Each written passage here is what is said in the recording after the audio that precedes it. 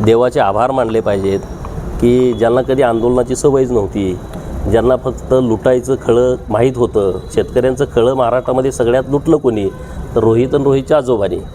शेतकऱ्यांना गोळ्या घातल्या कोणी? आजोबाच्या सरकारने. मावळमध्ये जेव्हा लोक पाणी मागायला आली तेव्हा तुम्ही गोळ्या घालता. इथं आपल्या सांगली जिल्ह्यामध्ये नांदऱ्यामध्ये जेव्हा ऊस दराचं आंदोलन झालं, नलावडे, मला वाटतं चंद्रकांत नलावडे शेतकरी, त्याला डायरेक्ट गोळ्या घातल्या. त्याचा नातू आता इथं बसला आहे आंदोलनाला. रोहित पवारला माझं आव्हान आहे की जोपर्यंत साखर कारखान्याने FRP दिलेली नाही, ती FRP जोपर्यंत शेतकऱ्यांना मिळत नाही तोपर्यंत त्यांना उपोषणाला बसलं पाहिजे, अन्नत्याग केला पाहिजे. सोलापूर SP साहेबांना माझी विनंती आहे, पोलीस प्रोटेक्शन रोहित पवारच्या बाजूला लावा. त्याला एक अन्नाचा घाससुद्धा खाऊ देऊ नका. नुसत्या बातमीपुरतं, नाटक करण्यापुरतं रोहित पवाराचं हे आंदोलन आहे ते होता कामा नाही. त्याला 11 दिवस 15 दिवस जोपर्यंत शेतकऱ्याची FRP मिळत नाही, कारखानदार हेच आहेत, ते सगळी FRP जोपर्यंत मिळत नाही तोपर्यंत ह्याचं उपोषण चालू राहिलं पाहिजे. नाहीतर नुसतं नाटक, मीडियामध्ये यायचं, सकाळपासून बसायचं, असलं नाटक असेल तर ते काही योग्य नाही. आणि रोहित पवारला ॲक्टिंग करायची माहीत आहे, त्याचे ते सल्लागार हुशार आहेत. सकाळी 9ला तू ये आणि मग तू दिवसभर मीडियामध्ये दिसतोय, ह्याचा हा प्रकार आहे. शेतकऱ्याचं काय ह्याला पडलं आहे? कारखाने सगळ्यात जास्त दाबले कुणी? रोहित पवारांनी. कुणाचे कारखाने आहेत? शेतकऱ्यांचे. सभासदाच्या फीमधून उभारलेले कारखाने 6 कोटीपासून ह्यांनी ढापलेत. 100-100, 200-200 कोटीचे कारखाने. कशाला रे तुम्ही हे नाटक करताय? हे काय पिक्चरचं शूटिंग चालू आहे? हे काय नटरंग पिक्चरचं शूटिंग आहे? तिथं तू ॲक्टिंग करायला गेला आहेस?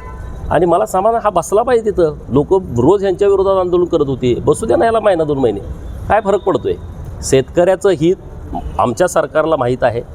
शेतकऱ्यांच्याबद्दल देवाभाऊंचं सरकार अत्यंत संवेदनशील आहे. शेतकऱ्यांना पुण्यश्लोक अहिल्यादेवी होळकर कर्जमाफी योजना जाहीर केलेली आहे.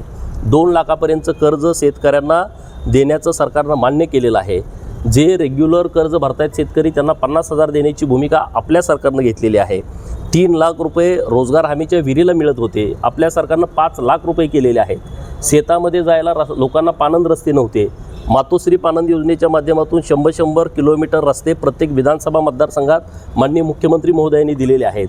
त्याच्या पुढं एक पाऊल टाकून बळीराजा पानंद योजना ही आता नव्यानं सरकारनं आणलेली आहे. त्या योजनेच्या माध्यमातून परत 10-20 कोटी रुपये प्रत्येक विधानसभा मतदारसंघाला पानंद रस्त्यासाठी दिलेले आहेत. हे शेतकऱ्यांच्यासाठी केलेलं आहे. ज्या शेतकऱ्यांना रस्ते मिळत नव्हते, ज्यांना तहसीलदारांच्याकडे जाऊन केस घालावी लागत होती, वकिलाचे पैसे द्यावे लागत होते, तहसीलदारांच्याकडं हेलपाटे घालावे लागत होते, तहसीलदारांनी निर्णय दिला का प्रांताचा निर्णय दिला का ॲडिशनल कलेक्टर निर्णय दिला तर आयुक्तांनी निर्णय दिला तर राज्यमंत्री महसूल, राज्यमंत्र्यांनी दिला का कॅबिनेट मंत्री महसूल, परत खालच्या कोर्टात यायचं. हे बंद करून टाकलं. शेतकऱ्याच्या 7 बाऱ्यावरती इतर हक्कामध्ये रस्ताच नोंद करून टाकला आहे. सार्वजनिक रस्ते जेवढे अडवलेले आहेत ते रस्ते जर मोजायचे असतील, सरकारनं आपला निर्णय केला आहे, सार्वजनिक रस्ता मोजताना मोजणी फीसुद्धा सरकारच देत आहे. पोलीस प्रोटेक्शनची गरज पडली, आपलं सरकार पोलीस प्रोटेक्शनचं पैसेसुद्धा आता घेत नाही, त्यांना माफ करून टाकलेलं आहे. हे जे मोजणी करत होते, मोजणीची प्रकरणं इतकी पेंडिंग आहेत, मोजणीदार लोक उपलब्ध नव्हती. आपल्या सरकारने निर्णय केला, प्रत्येक जिल्ह्यामध्ये 50 मोजणीदार हे तुम्ही कॉन्ट्रॅक्ट बेसवरती घ्यायचे आणि त्यांना तात्काळ मोजणी करून द्यायची. एक ना अनेक विषय आपल्या सरकारनं केलेले आहेत. दिवसा लाईट मिळावी म्हणून सोलार मोठ्या प्रमाणामध्ये देशामध्ये महाराष्ट्र नंबर 1ला आहे सोलार करण्यामध्ये. आपल्या इथं 102 फीडर सोलारवरती आणण्याचं काम मोठ्या प्रमाणात सुरू आहे. माझ्या विधानसभा मतदारसंघामध्ये 20च्या वर सोलार प्लांट झालेले आहेत. असे अनेक क्रांतिकारी निर्णय घेतलेत. सोलारचं कनेक्शन लोकांना देतो आहे, वीज बिल माफ केलेले आहे आपल्या सरकारनं. हे नुसते बोलायचे वीज बिल माफ कधी करणार, केलं वीज बिल माफ. 7.5 HP वीज बिल माफ केलेलं सरकार आपलं आहे. आता प्रत्येक 30 लाख लोकांना घरकुल दिली महाराष्ट्रामध्ये. पहिल्यांदा असं घडलं आहे. रोहितचे आजोबा 4 वेळा मुख्यमंत्री होते, किती घरकुल आली तेव्हा विचार. आता प्रधानमंत्री आवास घरकुल योजनेमधून 30 लाख लोकांना घरं दिलेत आणि त्याच्यावर सोलर पॅनल पण आपलं सरकार देतं आहे. 5 ब्रास वाळू त्यांना मोफत दिलेली आहे. 1,20,000 केंद्र सरकार घर बांधायला देत होतं. 26,000 रोजगार हमीतून, 12,000 रुपये शौचालयासाठी. आपल्या सरकारनं 50,000 रुपये आपल्या सरकारचे 50,000 त्यात टाकलेले आहेत. असे खूप सारे निर्णय लोकांच्यासाठी घेतलेत.